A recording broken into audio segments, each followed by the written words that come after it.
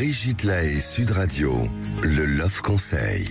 Eh bien, Pascal Neveu, on va parler des mouvements du coït. Le coït qui est donc le moment où les deux corps sont l'un dans l'autre, que le pénis est entré et qu'il y a des mouvements de bassin. Arrêtez, vous m'excitez là. Oui. Alors, on sait que plus les mouvements sont rapides pour l'homme, plus l'éjaculation risque d'arriver.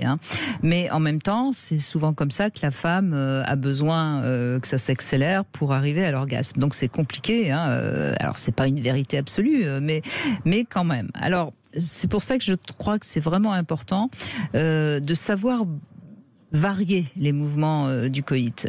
En général, on commence un peu lentement et puis ensuite on monte crescendo. Mais on peut aussi varier le tempo du coït. Oui. En fait, c'est important d'ailleurs. Oui, c'est important. C'est comme une danse, en quelque sorte. Et plus... On peut accélérer, ralentir, etc. Voilà. Et c'est là où effectivement l'orgasme il est encore plus oui, jouissif, si je puis dire. Ben oui, donc c'est pour ça que c'est vraiment important de se rappeler qu'il faut que les amants soient en osmose. Et c'est dommage parce qu'on ignore souvent cette nécessité-là de se calquer l'un sur l'autre. Et ça passe par le regard, moi je trouve, dans les couples. En tout cas, pas forcément dans le couple, en tout cas, ça peut passer par le regard.